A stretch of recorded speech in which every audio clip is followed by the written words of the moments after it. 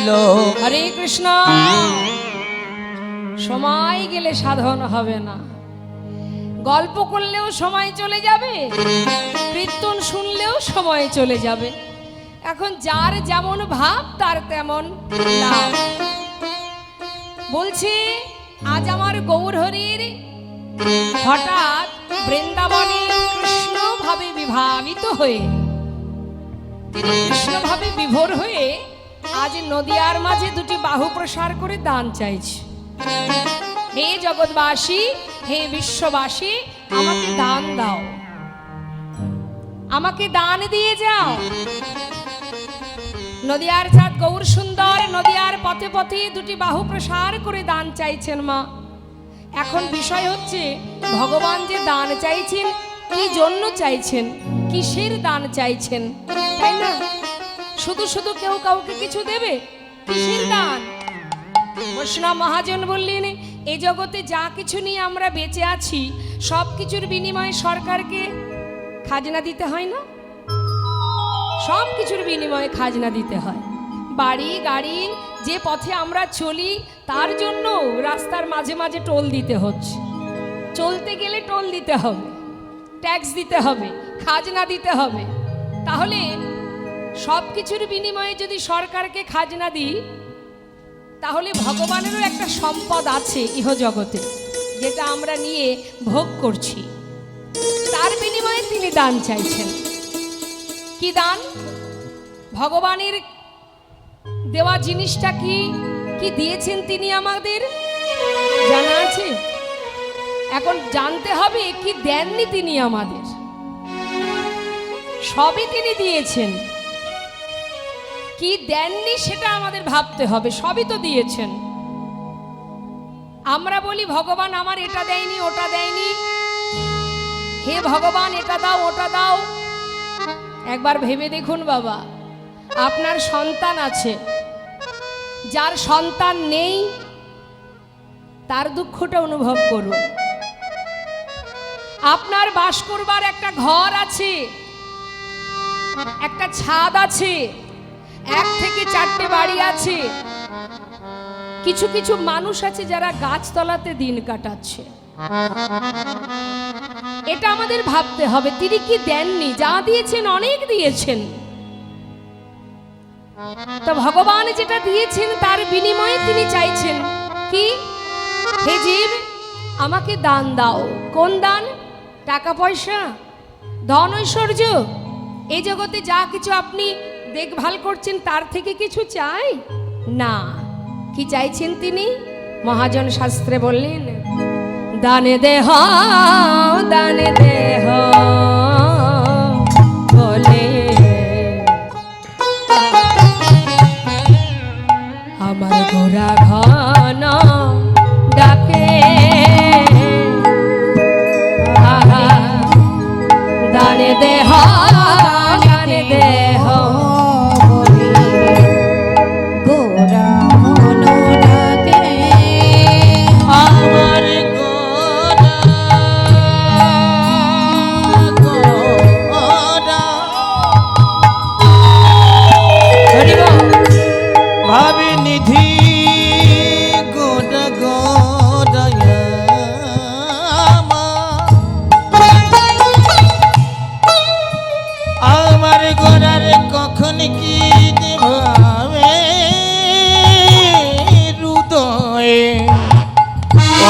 আমার আমার গান গোরা চাঁদের চাঁদের চাঁদের দানে দেহ দান দেহ বলে আমার গোরা ঘন ডাকে। আজ নদিয়া নাগরী সব নদিয়া নাগরী সব, আজ নদিয়া নাগরী সব, নদিয়ার নাগরী সব তারা পড়িল বিপাকে, পড়িল বিপাকে। নদিয়া নাগরী সব পড়িল বিপাকে, পড়িল বিপাকে।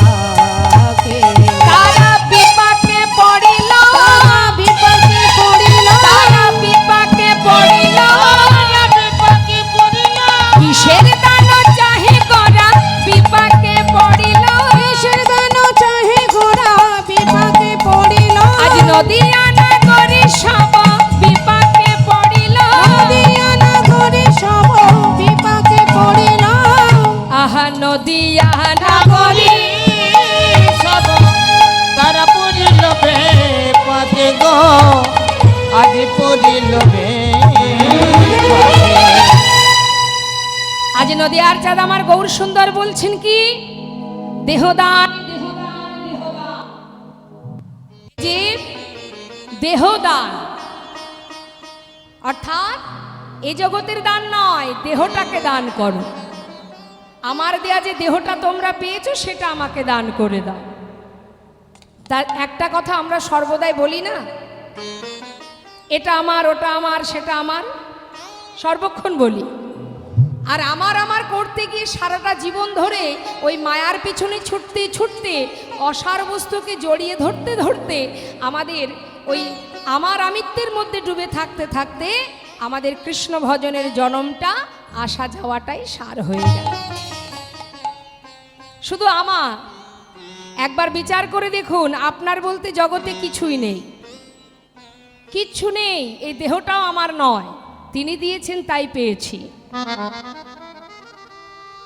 ইহজগতে অনেকে চোখে দেখতে পায় না, যারা অন্ধ হয়, অনেকে আছে বোবা, কথা বলতে পারে না, সেটাও কিন্তু মানব দেহ, সেটাও ভগবান দিয়েছে, কর্ম অনুযায়ী দেহ পেয়েছে। তুমিও পেয়েছো দেহ, পরিপূর্ণ দেহ, কৃষ্ণ বলার বদন পেয়েছো, সেবা দেওয়ার মতো হাত পেয়েছো, দেখবার মতো নয়ন পেয়েছো। তাহলে বাবা সুন্দর দেহটা যে পেয়েছি তিনি দিয়েছেন তাই পেয়েছি। তাহলে এই যে দেহটা আমরা পেয়েছি মা, আমাদের করণীয়টা কি? ভগবান বললেন যে কথা দিয়ে তোমরা গিয়েছিলে সে কথা রাখতে পারোনি, তাই আমি তোমাদের কাছে আর কিছু চাই না। যে কথা রাখতে পারোনি রাখতে হবে না, শুধু আমার দেয়া যে দেহটা পেয়েছো সেটাই আমাকে দান করে দাও। নিতাই গৌর হরি। কোনো কষ্ট আছে? শুধু দেহটা তার চরণে সঁপে দিতে বললেন। নিজেকে সঁপে দাও ভগবানের চরণে, আর কিছু দিতে হবে না। দেহদান, দেহদান, দেহদান, শুধু দেহটাকে দান করো, আমার কাছে দিয়ে দাও। তাহলে কি হবে? তোমার দেহ যদি আমার করে দাও, তাহলে আমি যেমন কৃষ্ণ কৃষ্ণ বলছি তুমিও তাই বলবে। আজ দেখুন, নিজেকে দান করেছিলেন এমন একটা ভক্তের কথা ছোট করে একটু বলি মা। নিজেকে দান করেছিলেন, তিনি কে? যিনি হলেন বলি মহারাজ। নিতাই গৌর হরিব।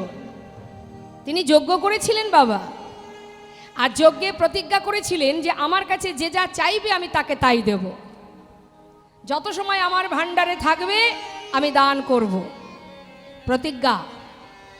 এবার যজ্ঞে পৌরোহিত্য করছেন কে? তারই গুরুদেব দৈত্যগুরু শুক্রাচার্য। যখনই যজ্ঞ সম্পূর্ণ হয়েছে, প্রত্যেকে এসে, সমস্ত রাজ্যের প্রজাবর্গরা এসে যে যা চাইছে মহারাজ তাকে তাই দিচ্ছেন। হঠাৎ ভগবান মনে মনে চিন্তা করলেন যে বলি তুমি আজ প্রতিজ্ঞাবদ্ধ, যে যা চাচ্ছে তুমি তাকে তাই দিচ্ছ, অতি উত্তম। তাহলে আমি একবার পরীক্ষা করে দেখি আমি যেটা চাইবো তুমি সেটা দিতে পারো কিনা। তাই ভগবান ছলনা করে বামন সেজেছেন মা। দেখুন কেমন চতুর, বামন সেজে মাথায় ছাতা নিয়ে গুটি গুটি পায়ে বালক সেজে যাচ্ছে। কেন? ভক্তকে পরীক্ষা করার জন্য। দেখি তুমি কত বড় দানবীর হয়েছ, তুমি কেমন দান করতে পারো।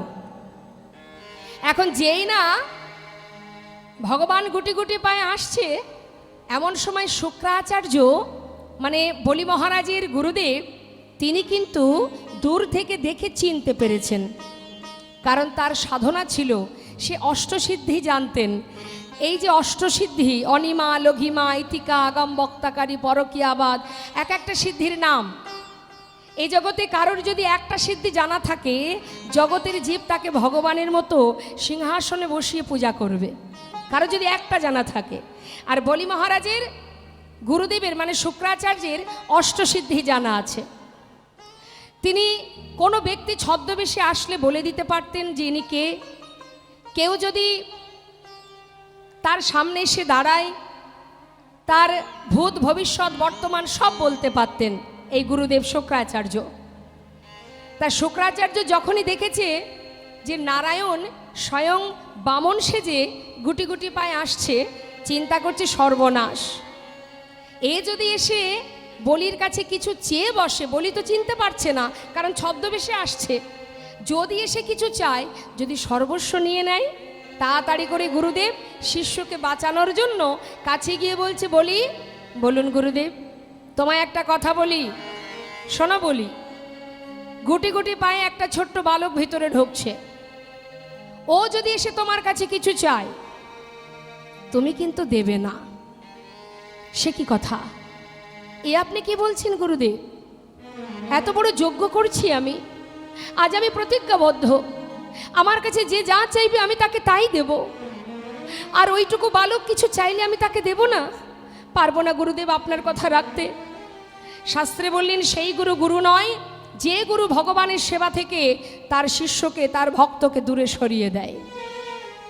সেই মাতা মাতা নয়, সেই পিতা পিতা নয় যে তার সন্তানকে ভগবানের সেবা থেকে নিজেদের প্রয়োজনের জন্য তাদের কাছে, নিজেদের কাছে ধরে রাখে।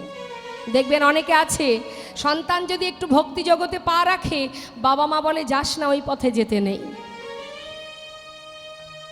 তাই ভক্তি জগতে যদি কেউ প্রবেশ করে, তাকে কখনো বাধা দিতে নেই মা। আজ দেখুন, যেই না ভিতরে প্রবেশ করেছে, বলি মহারাজ আসন পেতে বসতে দিয়েছেন। পাতা আসনে বসলেন বামন। জিজ্ঞাসা করলেন, মহারাজ বালক বলো তুমি কি চাও? মহারাজ, সবাই যেভাবে দান নিচ্ছে এভাবে নিতে পারবো না, আমি তো বামন, আমার একটু নিয়ম আছে। কি নিয়ম? এই দেখুন আমার হাতে যে কমণ্ডল আছে, এর মধ্যে গঙ্গার জল আছে। গঙ্গার জল হাতে করে নিয়ে আপনাকে 3 সত্য অঙ্গীকার করতে হবে। আমি যা চাইবো আপনি আমাকে দেবেন, তবেই আমি চাইবো, না হলে চাইবো না। মহারাজ বললেন, বেশ তো। যেই না হাত বাড়িয়েছে জল নেবার জন্য, পাশে দাঁড়িয়ে গুরুদেব শুক্রাচার্য চিন্তা করছে, সর্বনাশ, যদি জল হাতে নিয়ে নেয় তাহলে কি হবে? 3 সত্য অঙ্গীকার করার পর যদি বলির সব কিছু কেড়ে নেয়, তা তো হতে দেওয়া যাবে না। তাই তিনি বিলম্ব না করে নিজের দেহটাকে যোগ বলে একটা কীট তৈরি করে ভগবানের হাতে যে কমণ্ডল, ওই কমণ্ডলের নলের মুখে গিয়ে বাধা সৃষ্টি করলেন। ভগবান মৃদু মৃদু হাসছেন আর মনে মনে বলছেন, ওরে বোকা, ওরে মূর্খ, তুই কি জানিস না আমি কে? হ্যাঁ, আজ তুই, তোরই শিষ্য আমাকে সেবা করতে চলেছে, আর তুই তার কাজে বাধা দিয়েছিস। যার সেবা কাজে বাধা দিয়েছিস তুই, তার হাত দিয়ে তোর উপযুক্ত সাজা দেব। কি করলেন? ছলনা করে ভগবান বললেন, মহারাজ আমার এই কমণ্ডলটা বেশ কিছুদিন হয়েছে ব্যবহার করা পড়েনি, মনে হয় নলের মুখে, এই কমণ্ডলের নলের মুখে কোনো নোংরা জমেছে। মহারাজ আপনার পাশে যে কুশ আছে, এই কুশ দিয়ে আমার এই কমণ্ডলের নলের মুখটা একটু পরিষ্কার করে দেবেন। যেই না বলেছে, বলি মহারাজ বললেন, নিশ্চয়ই দেব। যেই না কুশ নিয়ে আঘাত করতে যাবে, ভগবান সুদর্শন চক্রকে স্মরণ করলেন। সুদর্শন চক্র কুশের আগায় বিঁধে গেল, আর যেই না কুশ দিয়ে আঘাত করলো, সঙ্গে সঙ্গে গুরুদেবের একটি চোখ অন্ধ হয়ে গেল। ছটফট করে সেই বাধা থেকে সরে গেলেন গুরুদেব। হাতে জল নিয়ে 3 সত্য অঙ্গীকার করলেন। আর এদিকে কি কাণ্ড ঘটেছে মা? মহারাজ তো প্রতিজ্ঞা করছে, আর ভগবানের সেই বামন রূপ দর্শন করে বলি মহারাজের স্ত্রী উপর থেকে দেখছে আর বলছে, আহা কি সুন্দর, অপরূপ রূপ, এত সুন্দর দেখতে, এমন একটা সুন্দর শিশু যদি আমি কাছে পেতাম, তাকে আদর করতাম, ভালোবাসতাম, অনেক ভালোবাসতাম। ভগবান অন্তরে জানতে পেরে মনে মনে বললেন, তথাস্তু, তোমার বাঞ্ছা পূর্ণ হবে। এদিকে 3 সত্য অঙ্গীকার করলেন, তুমি যা চাইবে আমি তোমাকে তাই দেব। হরি বল। এবার বলো কি নেবে? ভগবান বলে উঠলেন, আমার ত্রিপাদ ভূমি চাই। হরি বল। ত্রিপাদ ভূমি? মহারাজ তো বুঝতেই পারেননি ব্যাপারটা কি বলতে চাইছে। ত্রিপাদ ভূমি মানে 3 বার চরণ ফেললে যতটুকু ভূমি হয়। মৃদু হেসে রাজা বলে উঠলেন, বালক মাত্র ত্রিপাদ ভূমি? আরো বেশি কিছু চাও? আমার তো অভাব নেই, আমি রাজা, বলো দেখি আর কি নেবে? না না, আমার ত্রিপাদ ভূমি হলেই যথেষ্ট। বামন কি না, বসে বসে একটু ভজন করার জন্য ওই ত্রিপাদ ভূমি হলেই হয়ে যাবে। আচ্ছা ঠিক আছে, তাহলে নিয়ে নাও। সঙ্গে সঙ্গে একটি চরণ ভগবান রাখলেন মর্তে, আর একটি চরণ রাখলেন স্বর্গে। যেই না দুটো চরণ রাখবা মাত্রই জগতের সব নেওয়া হয়ে গেল। সিংহাসনে বসে বসে মহারাজ এক দৃষ্টিতে তাকিয়ে মনে মনে ভাবছে, কে এই বালক? এ তো সাধারণ বালক নয়। কারণ মাত্র দুটি চরণ রাখবা মাত্রই যে সর্বস্ব নিতে পারে সে কি সাধারণ বালক হতে পারে? তবে কে এই বালকটি? কেন তার আসল রূপটি আমাকে দেখাচ্ছে না? ভগবান তাকিয়ে আছে, আর এদিকে সেই বলি মহারাজের স্ত্রী দূর থেকে এখনো কাণ্ডটা দেখে বলে উঠলেন, ওরে পাষণ্ড, ওরে নিষ্ঠুর, এমন কঠিন তোর মন, আমার স্বামীর সর্বস্ব কেড়ে নিলি তুই। তোর মতো সন্তান কাছে পেলে আমি স্তনদুগ্ধে বিষ মিশিয়ে তোকে পান করিয়ে মেরে ফেলতাম। ভগবান বললেন, তথাস্তু, তাই হবে, এ বাঞ্ছাও পূর্ণ হবে। পরের জন্মে হয়েছিল পুতনা, কোলে করে আদরও করেছিল, আবার পরে দুগ্ধে বিষ মিশিয়ে পান করিয়েছিলেন। এদিকে বলি মহারাজ জিজ্ঞাসা করছে, বালক তুমি কে? তোমার রূপটি একবার দেখাও আমায়, আমি তোমায় চিনতে পারছি না কেন। প্রভু আমার ছলনা করে বলে উঠলেন, মহারাজ এখন আর একটা চরণ রাখবার জায়গা কোথায়? মাত্র দুটো চরণ রেখেছি, আর একটা কোথায় রাখবো? জায়গা দাও। বলি মহারাজ বললেন, বেশ, তোমাকে আমি ত্রিপাদভূমি দেব, কথা দিয়েছি যখন, আমি তোমাকে তৃতীয় চরণ রাখবার জায়গা আমি দেব, কিন্তু তুমি তোমার তৃতীয় চরণটা আমাকে দেখাও দেখি। নিতাই গৌর হরি বল। যেই না বলা, ভগবান নাভি কমল থেকে একটা চরণ বাহির করলেন। আর যেই বাহির করেছে, বলি মহারাজের চিনতে কি আর ভুল হয় মা? সিংহাসন পরিত্যাগ করে ছুটতে ছুটতে প্রভুর কাছে গিয়ে চরণটা জড়িয়ে ধরেছে। দয়াময়,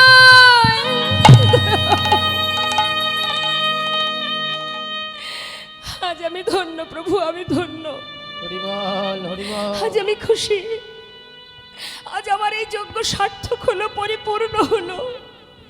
স্বয়ং তুমি এসেছো দান চাইতে। প্রভু গো,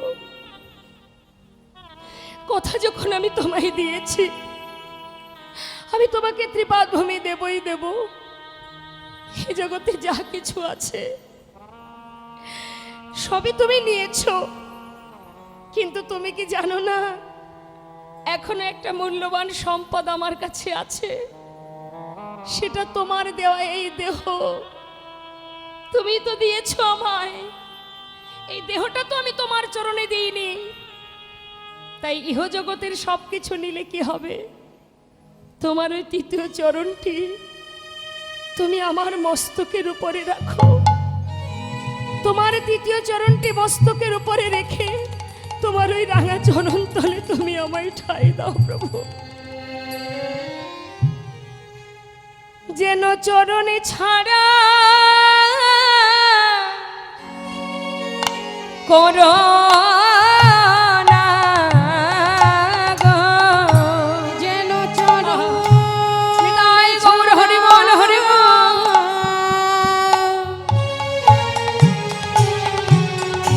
আমায় করো না গো, তোমার ওই চরণে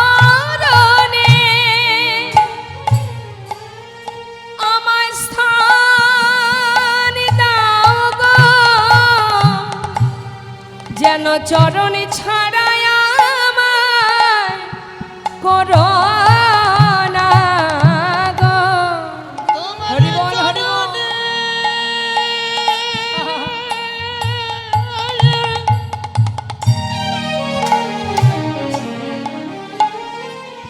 আমায় গ্রহণ করো। আমি আর কিছু চাই না দয়া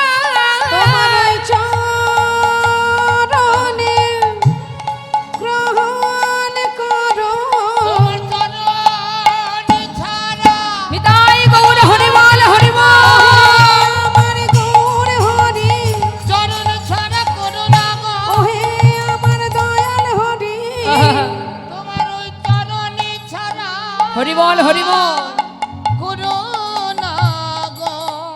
তাই তো বৈষ্ণব মহাজন বললেন, দান যদি করতে হয় নিজেকে দান করো, ভগবানের চরণে দান করো, কারণ এই দেহটা এটা তারই দেওয়া দেহ। তাহলে আমি এখানে কোথায় আছি? আমি মানে শ্বাস প্রশ্বাস। হরি বল হরি বল। যত সময় এখানে থাকবো আমি, তত সময় আমার আমার করব। মহাজন বললেন, আমার আমার করো বুঝিতে না পারো আমাতে কি আছে রতন, কোন শক্তি বলে বেড়াই চলি বলে কিসের অভাবে হয় এ দেহ পতন। দেহের মাঝে আছে প্রাণেরই সঞ্চার, তাহাতেই বলি আমার আমার, প্রাণ গেলে হবে সবাকার সব নেশারে সফল। হরি বল হরি বল। কি গো মা, যত সময় প্রাণ আছে তত সময় আমার আমার করব, তাই না? প্রাণটা চলে গেলে আর আমার আমার করব? নিতাই গৌর হরি বল। যত সময় এই দেহের মধ্যে প্রাণ আছে, সূক্ষ্ম আত্মা, এই যে শ্বাস প্রশ্বাস চলছে, এটা হচ্ছে আমি। আর এই দেহটা তো আমার নয়। এই হাত, এটা আমার হাত। এই চোখ দুটো আমার, বদন আমার, দেহ আমার, চরণ আমার, এগুলো আমার, এগুলো কিন্তু আমি নই, এগুলো আমার। তাহলে আমি কোথায়? আমি মানে শ্বাস, সূক্ষ্ম আত্মা, যেটা এখনো আছে, কিন্তু কতক্ষণ আছে আমরা কেউ জানি না। মৃত্যু কখন কার জীবনে আসবে আমরা কেউ জানি না। তাহলে সময় থাকতে তো তাকে ভালোবাসতে হবে। বলা যায় সময় কখন ফুরিয়ে যাবে? যখনই মনে হবে যে তোমার ভগবত কথা বলতে ইচ্ছা করছে, ভগবানের সেবা দিতে ইচ্ছা করছে, তখনই করতে হবে, তখনই করতে হবে, কারণ সময় গেলে আর পাওয়া যায় না। লালন ফকির একটি গান লিখেছিলেন, তিনি বলেছিলেন, ওরে সময় গেলে সাধন হবে না, ওরে মনে রে আমার,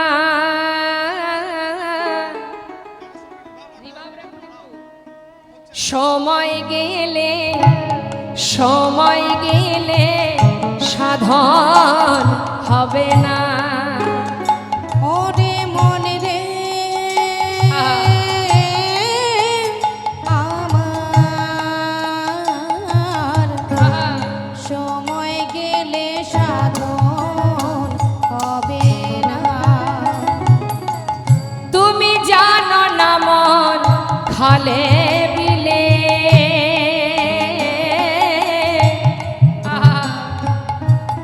অগ থাকে নামিল জলে শুকালে। তুমি জানো না মন খালে ভিলে,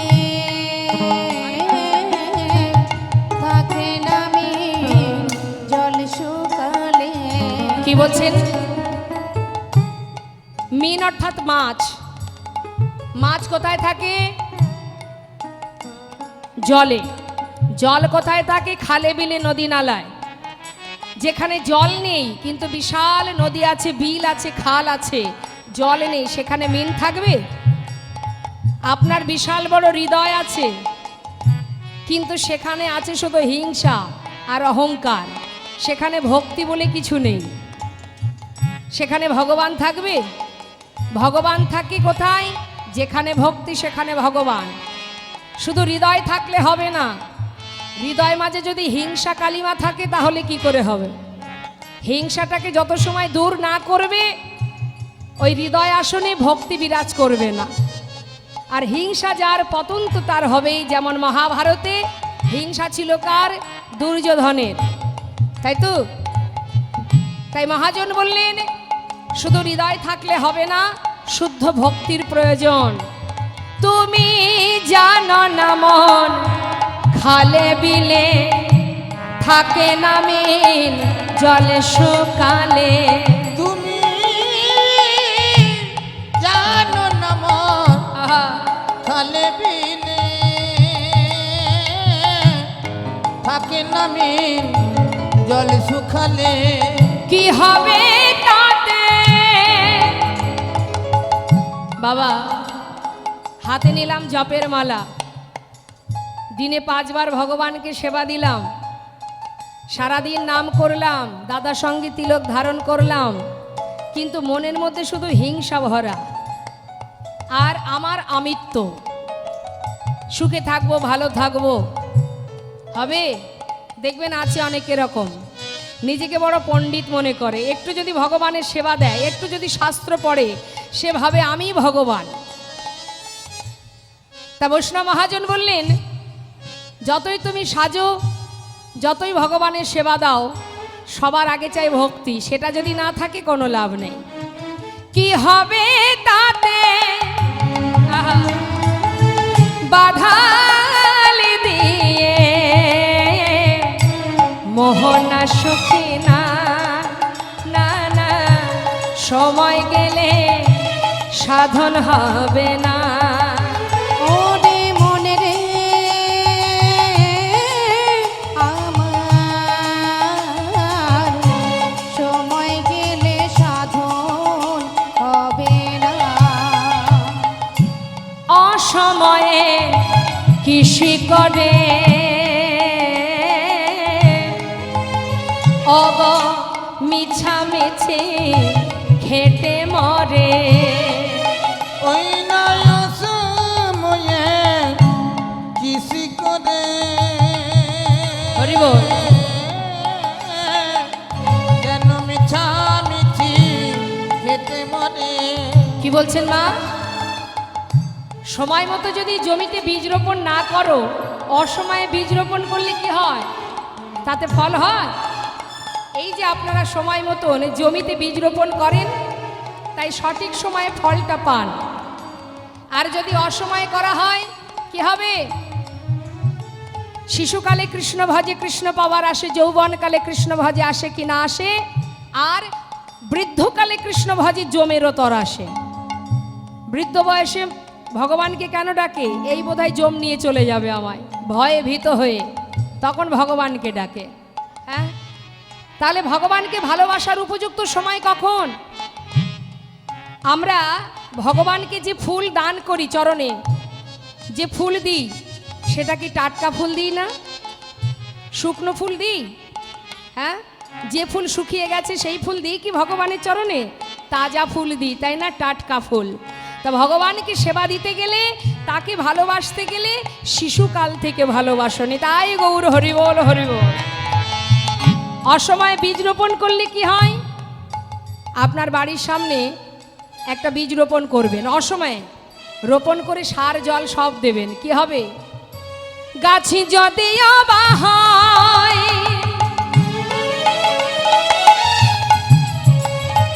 গাছি যদি অবাহায় বীজের জরে, ফল তো ধরে না, তাতে ফল তো ধরে না, না না, সময় গেলে সাধন হবে না। ওরে মনে রে আমার, সময় গেলে সাধন হবে না। ওরে মনে রে আমার, সময় গেলে সাধন হবে না।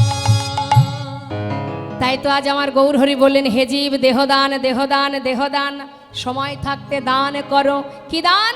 নিজেকে দান করো, নিজেকে সঁপে দাও, আর কিচ্ছু নয়। দুটি বাহু তুলে হরিনাম করো। কলিযুগে আর কোনো কষ্ট নেই, শুধু মহামন্ত্র জপ করো। যেখানে থাকবে, যেমন থাকবে, অপবিত্র পবিত্র বা সর্ববস্থাং গতপি বা যৎসরি পুণ্ডরিকাক্ষ সবার জভ্যন্তর সূচি। তুমি পবিত্র থাকো, অপবিত্র থাকো, ভগবানকে ডাকার জন্য তার জন্য আলাদা করে সাজগোজের দরকার নেই। যেখানে থাকবে, যেমন থাকবে, সূচি থাকো অসুচি থাকো, যখনই তুমি হরিকে স্মরণ করবে, তোমার সেই মুহূর্তেই ভিতর বাহির পবিত্র হয়ে উঠবে। তাই গৌর হরিবোল হরিবোল। তাহলে আজ আমরা সবাই এই মহতি হরিবাসরে সাধুর বাজারে বসে বসে একবার কলিজীবের শ্রেষ্ঠ ধন মধুমাকা হরিনাম মহামন্ত্র সবাই মিলে জপ করব। হ্যাঁ, সবাই জপ করব। তবে সাবধান, কৃপণতা করবেন না যেন ভগবানের সেবায়। কেমন? যার কণ্ঠে যতটুকু সুর আছে একেবারে গলা ছেড়ে হরিনাম করুন। সংকীর্তন অর্থাৎ যেটা সকলে একসঙ্গে গাওয়া হয়। দেখি হাত তুলুন। হ্যাঁ তুলুন। সবাই তো তোলেননি, কি ব্যাপার? হরিবল হরিবল। এবার হাতে তালি দিয়ে উচ্চস্বরে হরিনাম করবেন, ঠিক আছে? আগে আমি গাই, শুনে নিন, তারপরে আপনারা গাইবেন। নিতাই গৌর হরিবল। হরে কৃষ্ণ হরে কৃষ্ণ কৃষ্ণ কৃষ্ণ হরে হরে, হরে রাম রাম রাম হরে হরে। বলুন হরে কৃষ্ণ। আহা, নিতাই গৌর হরিবল। এদিকে হাতগুলো ওঠেনি। হ্যাঁ,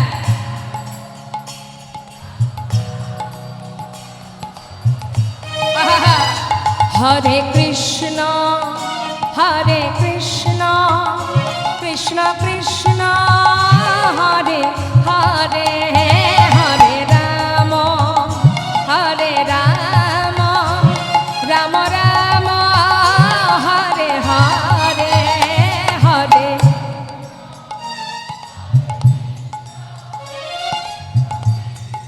আহা, নিতাই গৌর হরিবল।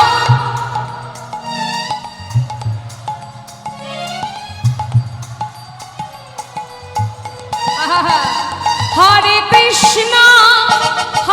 কৃষ্ণ কৃষ্ণ কৃষ্ণ হরে হরে, হরে রাম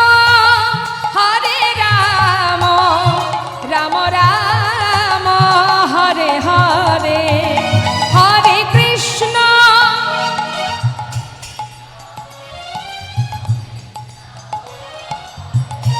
হরিবল।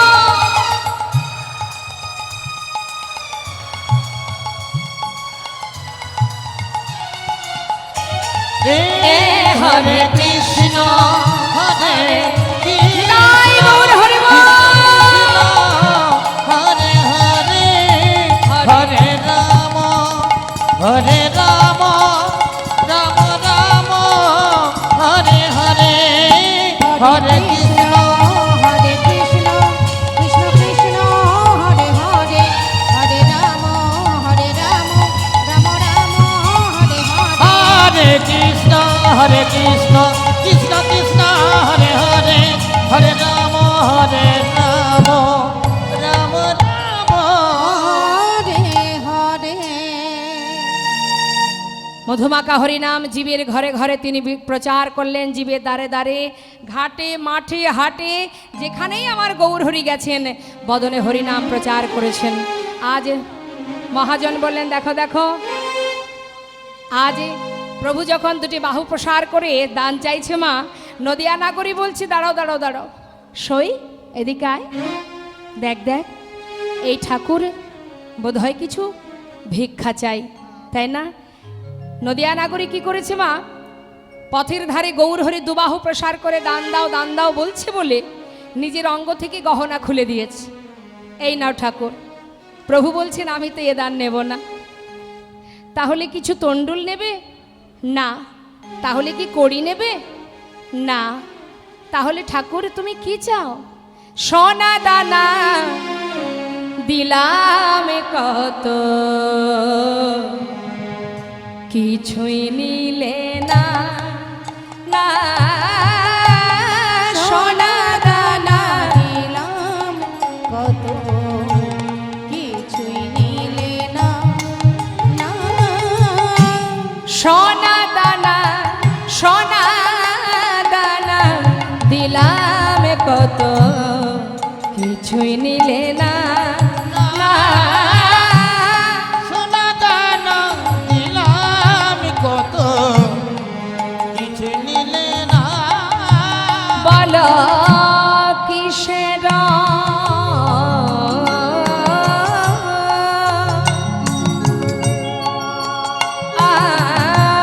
কিসের ভিখারি তুমি, কিসের ভিখারি তুমি, আহা কিসের ভিখারি তুমি, বলো কিসের ভিখারি তুমি। একবার আমায় বলো না, বলো না কিছুই নিলে না। নিতাই গৌর হরি বল হরি বল। দিলাম কত কিছুই নিলে না। সোনা দানা দিলাম কত কিছুই নিলে না। গৌর হরি বললেন আমি এ দান চাই না। নদিয়া নাগরী বললেন কিসের দান চাহে আমার গোরা দ্বিজমণি, বেত্র দিয়া গলিয়া রাখায় তরণী।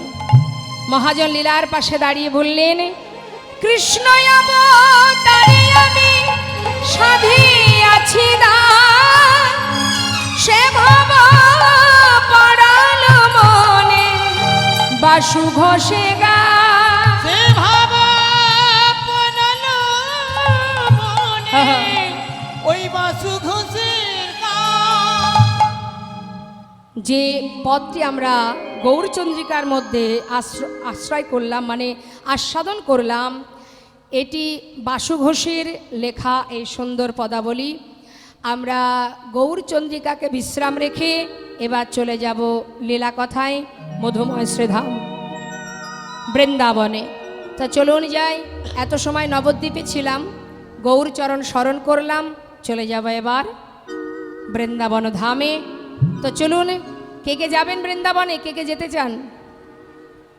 হরিবল হরিবল, কে বা যেতে চায় না? হ্যাঁ, সবাই তো চাই। হরিবল হরিবল, রাধে রাধে। চলুন যাই বৃন্দাবনে।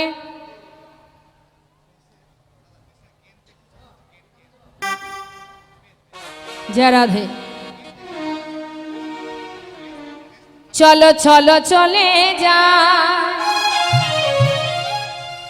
বৃন্দাবনে, চলো রে সবাই, চলো চলো চলে যাই বৃন্দাবনে, চলো রে সবাই। চলো চলো চলে যাই বৃন্দাবনে, চলো রে সবাই। চলো চলো চলে যাই বৃন্দাবনে, চলো রে সবাই। শ্রীমতীর সাথে লয়ে, আহা শ্রীমতীর সাথে লয়ে হোলি খেলিছে কানায়। চলো চলে যাই বৃন্দাবনে, চলো রে সবাই। একবার চলো চলে যাই বৃন্দাবনে, চলো রে সবাই।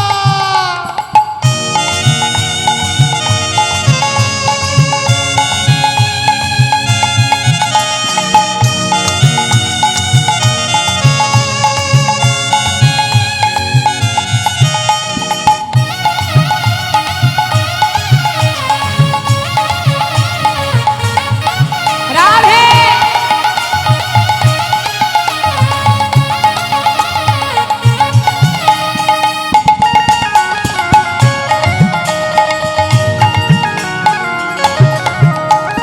বসন্তের লাগে পরশ গিরিধারীর মনে,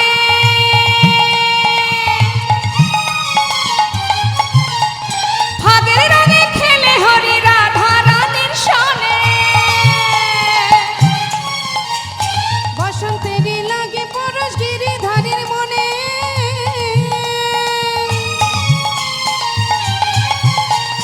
ভাগের রঙে খেলে হোলি রাধা রানীর সনে। রঙিন হলো কানুর রঙে, দেখো রঙিন হলো কানুর রঙে, আয়ানের ঘর নিতাই। চলো চলে যায় বৃন্দাবনে, চলো রে সবাই। চলো চলো চলে যাই বৃন্দাবনে, চলো রে সবাই। রাধে। সবাই মিলে হাতে তালি দিয়ে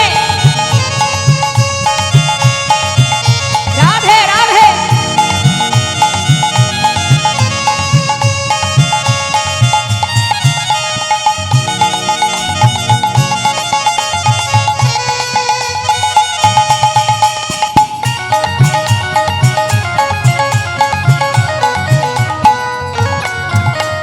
কেমন খেলা, আহা কেমন খেলা খেলে দেখো মদন মোহন, প্রেমের রঙে রাঙায়ে হয় অবলারি মন।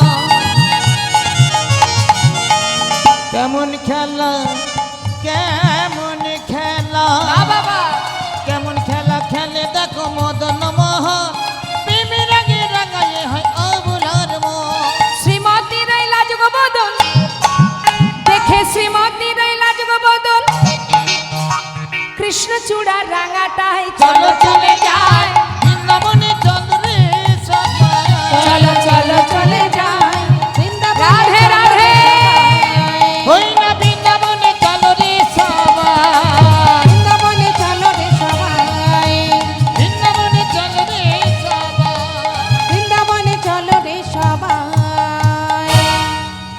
से बोलिए राधा रानी की, वृंदावन धाम की, बाके बिहारी लाल की। राधेश्याम राधेश्याम राधे राधे। जय রাধেশ্যাম মধুময় শ্রীধাম বৃন্দাবন। কোথায় এলাম আমরা? ওই দেখুন ওখানে গল্প হচ্ছে, দেখুন তো আদৌ তারা যেতে পেরেছে কিনা জিজ্ঞাসা করুন। হরে কৃষ্ণ। হা হা হা। দেখুন এই যে সুন্দর আসরটা, এখানে এই যে সব কমিটির ভক্তবৃন্দরা এত সুন্দর করে আসনটা পেতেছে, সব কিছুর একটা সময় আছে না? খাওয়ার সময় খাওয়া, ঘুমানোর সময় ঘুমানো, শ্রবণ করার সময় শ্রবণ করা। যখন আপনারা স্কুলে যাবেন, যখন আপনারা ক্লাসে বসবেন, তখন যদি আপনার মতো আপনি গল্প করেন, মাস্টারমশাই শুনবে? শুনবে না? সাজা দেবে তো? হরি বল। তাহলে আমরা জানি সব কিছুর একটা সময় আছে।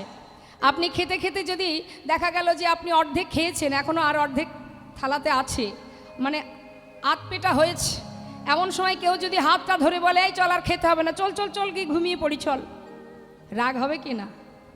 হয়তো আপনি ঘুমাচ্ছেন, গভীর নিদ্রা, মাঝরাত্রে আপনার হাতটা টেনে তুলে বললে এই চল আর ঘুমাতে হবে না, চল খেয়ে আসি, রাগ হবে মা? হবে তো?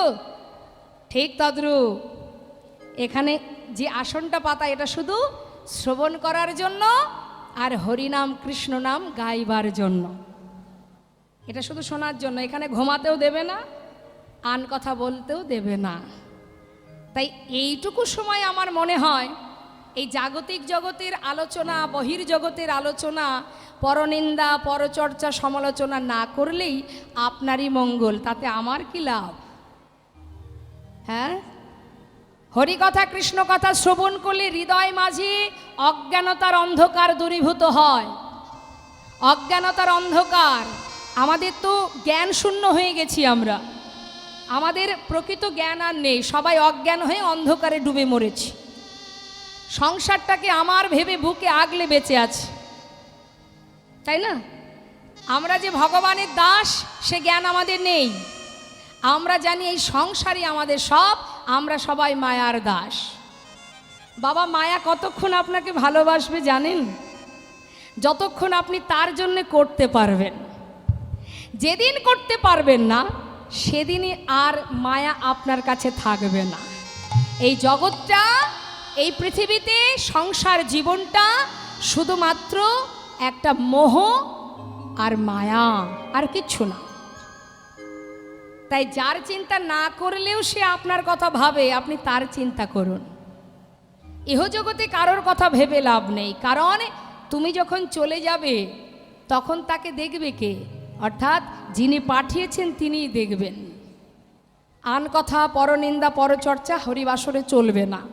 আমি সবাইকে দেখতে পাচ্ছি, কীর্তন যদি পছন্দ না হয় গুটি গুটি পায়ে উঠে চলে যাবেন, কিন্তু কোনোভাবে কাউকে কোনো রকমে বিঘ্ন ঘটাবেন না নাম শ্রবণে। কেমন? তাতে কি হবে? অজান্তে অপরাধ। যে অপরাধ করেছিল নবদ্বীপে চাপাল গোপাল, যার অঙ্গে হয়েছিল দুরারোগ্য ব্যাধি কুষ্ঠ। তাই ভুল করে পাপ করার দরকার নেই।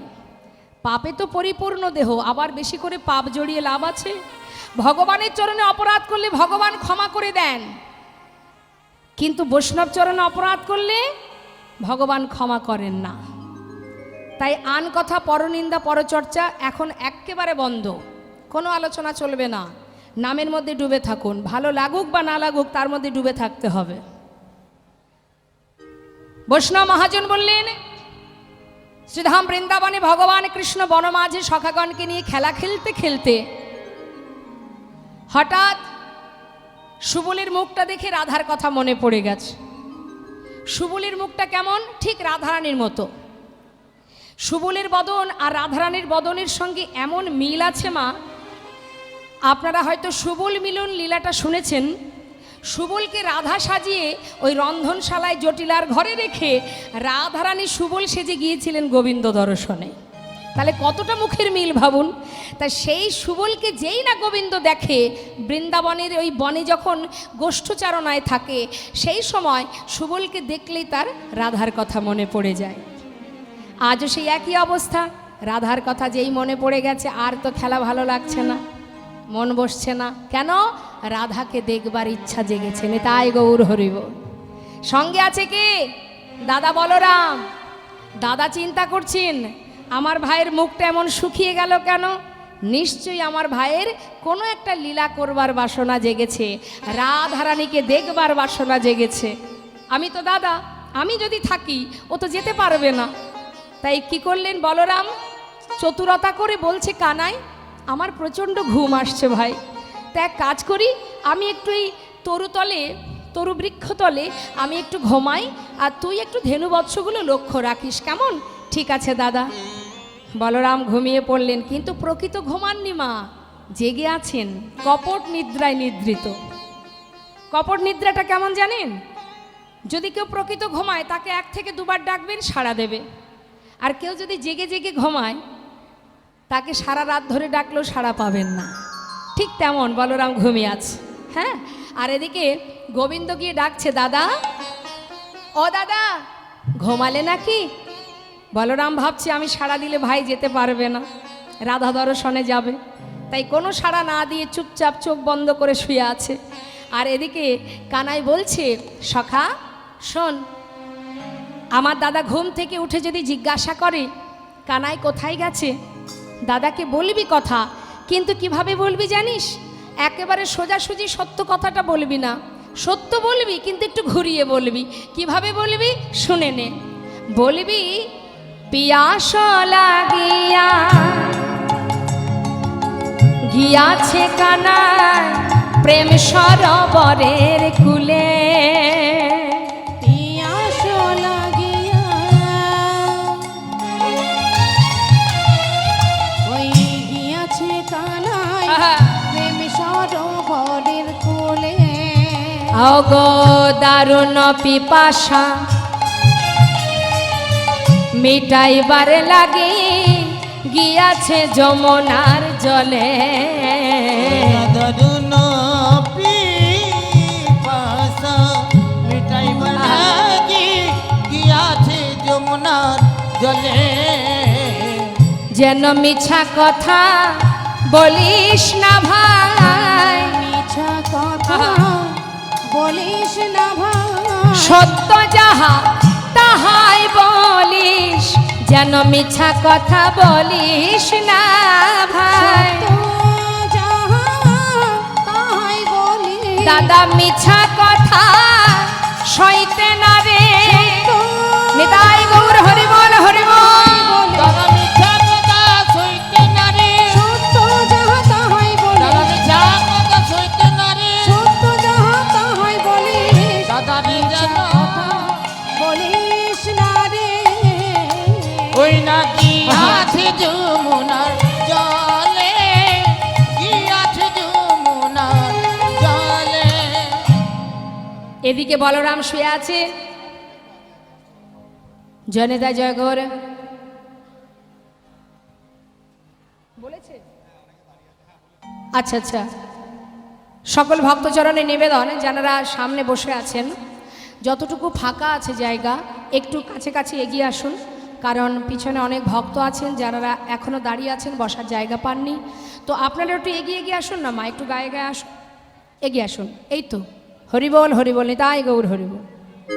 চলে আসুন চলে আসুন, তাড়াতাড়ি চলে আসুন, পিছন দিকে তাকাতে হবে না, সামনের দিকে এগিয়ে আসুন। হরিবল হরিবল, নিতাই গৌর হরিবল। বাবা বসুন বসুন বসুন, ওঠার কি হলো, বসে পড়ুন। জয় নিতাই। তাই এবার কি হয়েছে মা, এগিয়ে আসুন। গোবিন্দ আমার সখাগণকে ধেনুবৎসগুলি সখাগণের কাছে দিয়ে এবার সুবল সখাকে সাথে করে নিয়ে গোবিন্দ আমার যাচ্ছেন বনপথ ধরে রাধা দর্শনের জন্য রাধা কুণ্ডের তীরে। তো যাচ্ছি কেমন মহাজন বললেন, দেখো দেখো আজ গোবিন্দ চলেছেন খেলা রসে ছিল কানাই,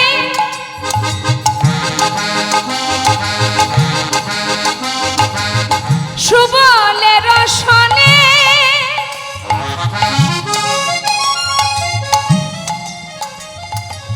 হেন কালে রাধা বদন পড়ে গেল মনে।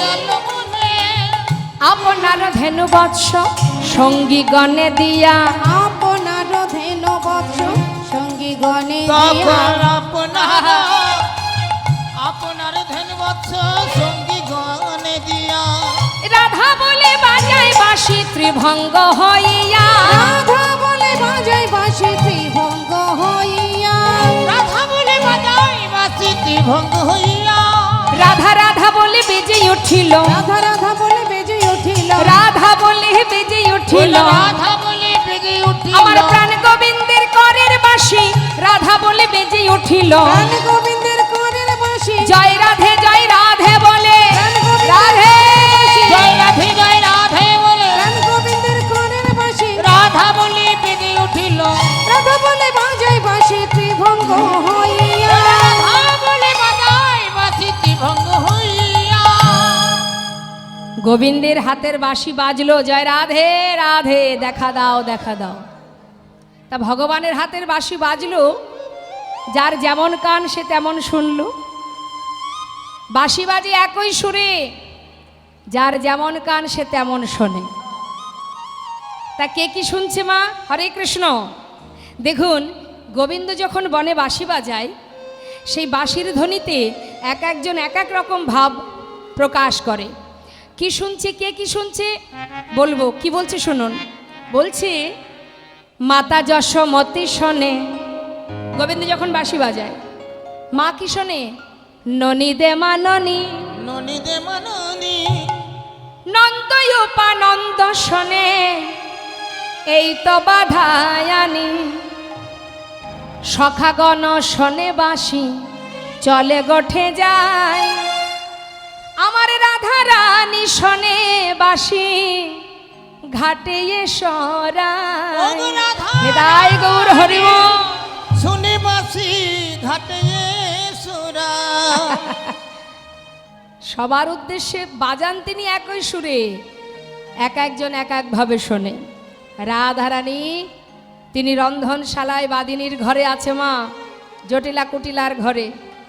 আর এদিকে গোবিন্দ আমার সখাগণকে সাথে করে নিয়ে ধেনুচারণ করতে করতে সমস্ত গাভীগুলোকে সখাদের কাছে দিয়ে সুবলকে নিয়ে এক পা দুপা করে আসছে আর বলছে, সখা তুই তো আমার মরণ সখা।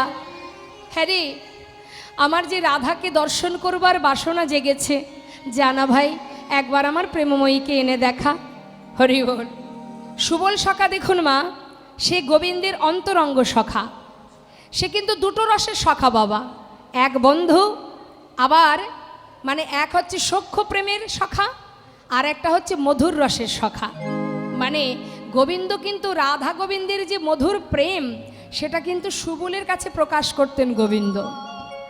অর্থাৎ একদিকে সখ্য রস আর একদিকে মধুর রস, দুটো রসের সখা হচ্ছে সুবল। তা সুবল কানাইকে বলছে, এক কাজ কর, যখন তখন তোর তো রাধার কথা মনে পড়ে যায়, রাধাকে দেখবার ইচ্ছা জাগে। তুই কি জানিস না রাধা কোথায় থাকে?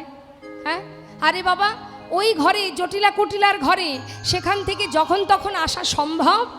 এক কাজ কর, তুই তোর যখন এত ইচ্ছা তাকে দেখবার, তুই বাঁশি বাজিয়ে দে। এখন তো বাঁশি বাজিয়ে দে, রাধারানী বাঁশিটা শুনুক। রাধারানী শুনবার পর তারপরে যে যা হবে আস্তে আস্তে দেখা যাবে, পরে পরে কি করা যায়। তা বিলম্ব না করে গোবিন্দ আমার যেই না বাঁশি বাজিয়েছেন মা, হরি বল। কিন্তু ওই যে রাধারানী রন্ধনশালায় বসে আছে, রাধা বলে যেই না বাঁশি বাজলো বাবা, রাধারানী রন্ধনশালায় বসে বসে সখীদের কাছে দুঃখ করছে। ললিতা, দেখেছিস সখী, দেখ ওই বাঁশি কি জানে না কখন বাজতে হয়? আমার বধূ কি জানে না কখন বাঁশি বাজাতে হয়? আমি যে বাদিনীর ঘরে থাকি, শাশুড়ি ননদিনীর ঘরে থাকি, কি করে যাব আমি তার কাছে? বল সখী। ওই সর্বনাশা বাঁশি, কুল নাশা বাঁশি, ওই বাঁশির সুর শুনলে আমি যে ঘরে থাকতে পারি না। আমি যে বাদিনীর ঘরে বাস করি সখী, দেখ বাজে বাঁশি। আহা, সেই সময় মহাজন এক ভক্তের কথা বলি মা, যিনি হলেন মুসলমান ভক্ত, যার নাম চাঁদ কাজী, যার সমাধি নবদ্বীপ থেকে মায়াপুরে যাবেন, মায়াপুরে স্কন মন্দির পার করে একটু এগিয়ে গেলেই দেখতে পাবেন চাঁদ কাজীর সমাধি আছে, যেখানে সমাধির উপর একটা বৃক্ষ আছে, কাঠচাপা বৃক্ষ, যে বৃক্ষ থেকে প্রতিদিন 365 দিন ওই সমাধিতে ফুল পুষ্পদান হয়। গাছের ফুলের তো একটা সিজন আনসিজন থাকে, কিন্তু সেটা 12 মাসই ফুল পড়ে মা ওই সমাধিতে। এটা আমার গৌরহরি কৃপা। সেই চাঁদ কাজী তিনি বাঁশির প্রতি আক্ষেপ করে রাধারানীর হয়ে তিনি এই সুন্দর গানটি লিখেছেন। কি বলছে? রাধারানী বলছে, সখী ওই দেখ বাজে, চেয়ে দেখ, শোন বাঁশি বাজে। ও বাঁশি রে বাঁশি রে বাঁশি রে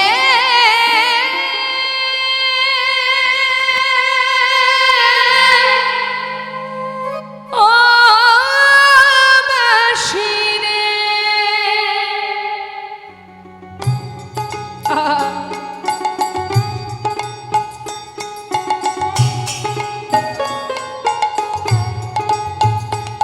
ও বাঁশি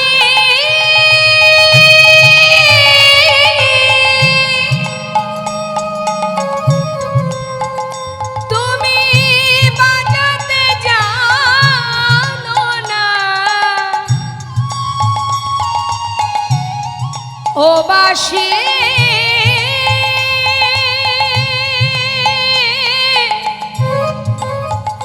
তুমি বাজাতে জানো না,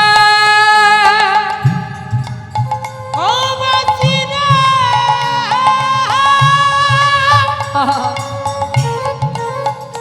বাঁশি রে। হরি বল হরি বল। ও বাঁশি রে বাঁশি রে। না না বাজাতে জানো না, বাজাতে জানো না। বাঁশি বাজাতে জানো না, হরি বল। বাঁশি রে বাজাতে জানো না। এই ললিতা, বিশাখা, ওই সর্বনাশা বাঁশি কখন বাজে জানিস? সন্তদের বলি, আমি যখন বৈশা থাকি গুরুজনার মাঝে, ওই না আমি যখন বসে থাকি ওই গুরুজনার মাঝে, বধূ তখন বাজায় বাঁশি, তখন বাজায় বাঁশি, আমার নাম ধইরা বাজায় বাঁশি, আমি ধইরা বাজাই, আহা রাধা বলে বাজায় বাঁশি, রাধা বলে বাজায় আহা বাঁশি, রাধা বলে বাজায় বাঁশি, রাধা বলে বাজায় বাঁশি। আমি মরি লাজে রে।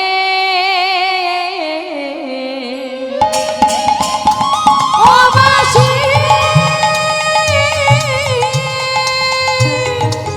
বাঁশি বাজাতে জানো না, বাঁশি রে বাজাতে জানো না। ললিতা, এই বিশাখা, একবার দেখবি ওই বাঁশিটা কোন ঝাড় থেকে তৈরি হয়েছে? ওই ঝাড়ের সন্ধান যদি আমি পাই, আমি কি করব জানিস?